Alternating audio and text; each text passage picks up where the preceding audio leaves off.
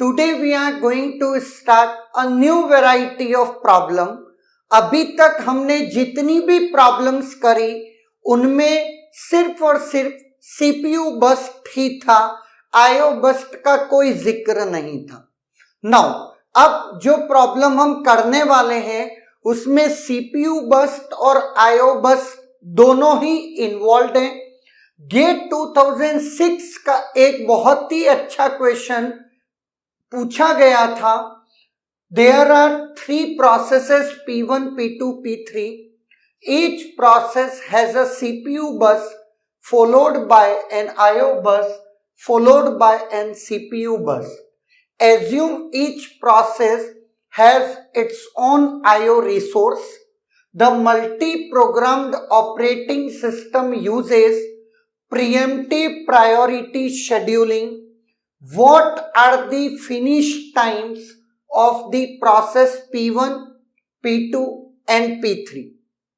यहां पर तीन प्रोसेसेस, उनके अराइवल टाइम, सीपीयू बस फॉलोड बाय आईओ बस एंड फॉलोड बाय सीपीयू बस, कितना टाइम यूटिलाइज होगा वो गिवन है और साथ में प्रायोरिटी भी गिवन है, चूंकि priority preemptive priority scheduling algorithm है।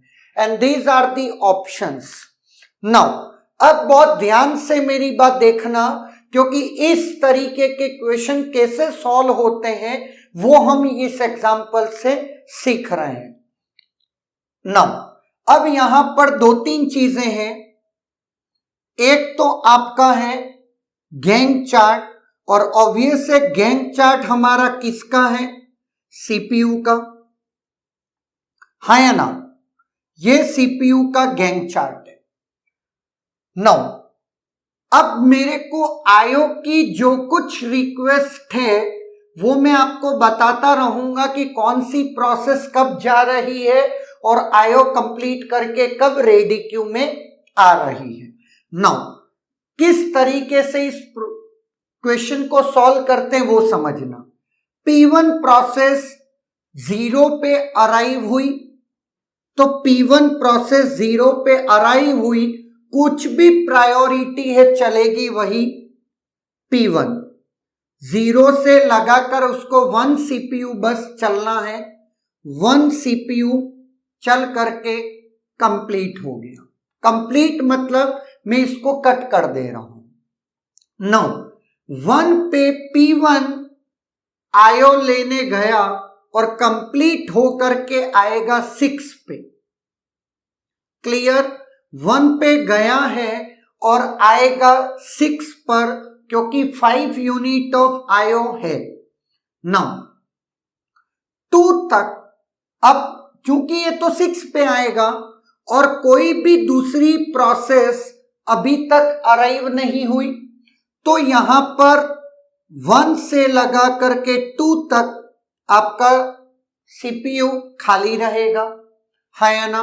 सीपीयू 2 पे प्रोसेस P2 अराइव होती है, तो प्रोसेस P2 एग्जीक्यूट करेगी कब तक? जब तक कि कोई और प्रोसेस नहीं आ जाती। प्रोसेस P3 अराइव होती है जो कि हाईएस्ट प्रायोरिटी के साथ है, तो 3 में से मैंने 1 यूनिट चला दी, 2 यूनिट अभी भी पेंडिंग है।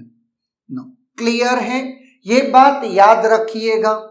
नो, P3 प्रोसेस को जो कि हाईएस्ट प्रायोरिटी है उसको 2 यूनिट चलना है, और P2 अभी तक अपना सीपीयू बस्ट कंप्लीट नहीं किया है। P3 कब तक चलेगी? 5 तक। 5 पे आपका P2 अभी भी रेडी क्यू में है, P3 अब आईओ लेने चला गया है। P3 5 पे गया है, आएगा कब? 8 पर। तो 5 + 3 8 पे P3 आएगा। ये बात भी आप फॉर द टाइमिंग याद रखना। नाउ 5 पे P1 भी आईओ चला रहा है, P3 आईओ चला रहा है, और ये दोनों लोग अपने अपने आईओ चला रहे हैं, क्योंकि हर प्रोसेस का अपना खुद का आईओ है, ऐसा कह रखा है। नहीं तो आपको आईओ के लिए भी शेड्यूलिंग चलानी पड़ती और गैंट चार्ट बनाना पड़ता, तब क्वेश्चन ज्यादा कॉम्प्लिकेटेड बन जाता। 5 तक एक ही प्रोसेस P2 रेडी क्यू में जिसका टाइम बचा है 2 यूनिट, लेकिन जैसा कि 6 पे मुझे पता है P1 वापस से रेडी क्यू में एंट्री मारेगा, तब इसका रिमेनिंग है 1 6 तक। P2 एक और यूनिट चला चुका है। 6 पे प्रीएम्पशन हो करके ये देखा जाएगा कि प्रायोरिटी किसकी ज्यादा है। P1 जो कि वापस कंप्लीट होके आ गया, 5 कंप्लीट हो गया, 6 पे वो आया है जिसकी प्रायोरिटी 2 है, और P2 जिसकी प्रायोरिटी जो रनी है वो 3 है जो कि ज्यादा है। तो P1 will enter into CPU, P2 निकल जाएगा और P1 आएगा कब तक? 8 तक। 8 तक P2 3 यूनिट चलना था, 2 चल चुका है, 1 अभी भी बचा है। P2 बेचारा पहला ही आया, अभी तक CPU बस अभी तक कंप्लीट नहीं किया है, और 8 यूनिट टाइम पे P3 ने रेडी क्यू में अगेन एंट्री मारी है। नाउ P3 8 यूनिट तक अपना आयो कंप्लीट कर चुका है, और चूंकि ये हाईएस्ट प्रायोरिटी प्रोसेस है तो P3 P1 को भी CPU से निकाल करके खुद चलेगा कब तक? 9 तक। P3 कब कंप्लीट हो चुका है? 9 पे। P3 completed on 9। ठीक है, P3 की कहानी खत्म हो गई। अब P1 और P2 बचे हैं, जिसमें P2 को पहले CPU बस का 1 यूनिट बचा है, P1 के दूसरे CPU बस का 1 यूनिट बचा है, पर पहले और दूसरे से मतलब नहीं है, प्रायोरिटी P1 की हायर है, तो P1 विल एग्जीक्यूट 1 यूनिट 10, और P1 भी कंप्लीटेड, तो P1 कंप्लीटेड ऑन 10। नाउ अब मैं जैसा कि आपको बता सकता हूं, अगर आपको गेट में सॉल्व करना था इसको तो इतने पे रुक जाइए। P1 10 पे कंप्लीट हो रहा है और P3 9 पे कंप्लीट हो रहा है। P1 10 पे एक ही है और P3 9 पे एक ही है, तो बी ऑप्शन करेक्ट है, निकल चुका है। लेकिन अपन को, चूंकि अपन लर्निंग फेज में, तो अपन को तो कंप्लीट करना बनता है।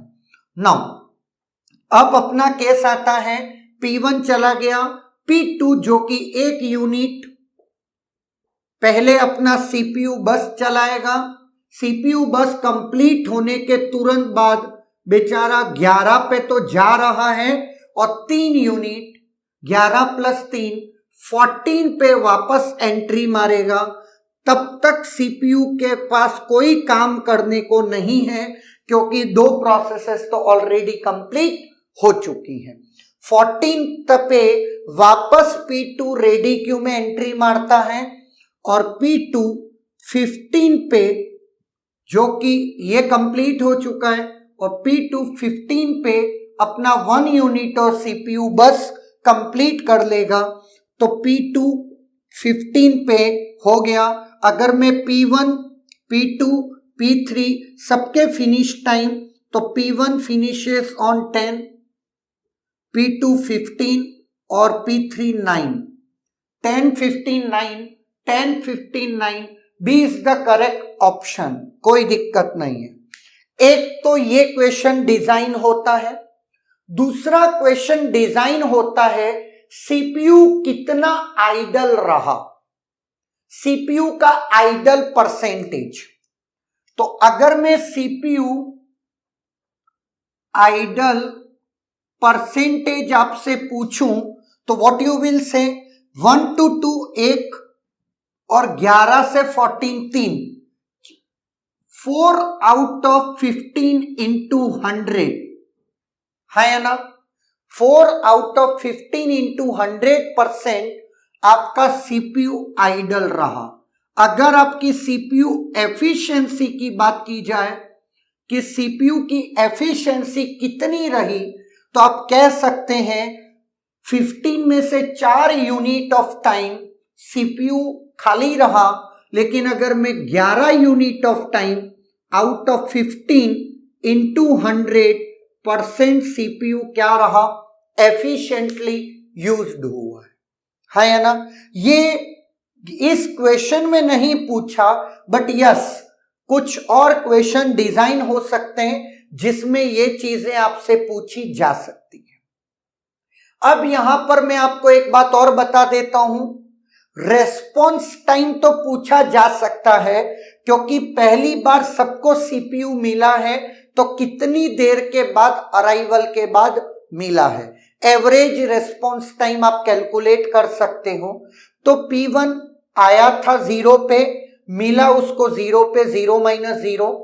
P2 आया था 2 पे, 2 माइनस 2 0, और P3 आया था 3 पे, 3 माइनस 3 0। मतलब एवरेज रेस्पॉन्स टाइम आपका क्या है, 0। मतलब जब जो आया है उसको तुरंत की तुरंत सीपीयू मिला है। नाउ एक बात और मैं आपको बता दूं, सीपीयू आईओ और सीपीयू बस दे रखा है, लेकिन अगर आपको आईओ से शुरुआत करते हैं तो ऐसा नहीं है कि रेडी क्यू से आईओ में सीधा घुस जाएंगे आप, नहीं, फ्रैक्शन ऑफ सेकंड भी आप सीपीयू में जाएंगे जरूर, वहीं से आपको आईओ का रास्ता मिलेगा। रेडी क्यू से आईओ के जाने का कोई भी रास्ता नहीं है। तो अगर कोई क्वेश्चन ये डिजाइन होता है कि पहले आईओ है, फिर सीपीयू है और फिर आईओ है, इट मींस पहले सबसे फ्रैक्शन ऑफ सेकंड पे सीपीयू है। और अगर लास्ट में भी अगर कोई बोल रहा आईओ है तो वो बात भी गलत है, क्योंकि टर्मिनेशन हर हमेशा सीपीयू से होना है, जो कि फ्रैक्शन ऑफ सेकंड पे होगा जरूर, है ना। ये कुछ बातें हैं जब आईओ और सीपीयू बर्स्ट का जिक्र होता है। यस, अगर आपके दिमाग में ये बात आ रही है कि सर वेटिंग टाइम क्या, तो मैं आपको एक और बात बता देता हूं। वेटिंग टाइम आप इस क्वेश्चन में कैलकुलेट करेंगे जरूर, पर किसका, रेडी क्यू का वेटिंग टाइम और आईओ का वेटिंग टाइम। तो चूंकि हर प्रोसेस के अपने इंडिविजुअल आईओ हैं तो वो एक अलग केस है। तो आपको यहां पर यह गिनना पड़ेगा कि एक प्रोसेस रेडी क्यू में कितनी देर वेट कर रही है। क्लियर है। तो यहां पर ऐसा नहीं है कि हर टाइप के क्वेश्चन आपसे पूछे ही जाएंगे, नहीं। Clear, that is all about this question, and बहुत ही इजीली आप सॉल्व कर सकते हो, बट आपको अपने कॉन्सेप्ट्स बिल्टअप करने होंगे। Is there any doubt?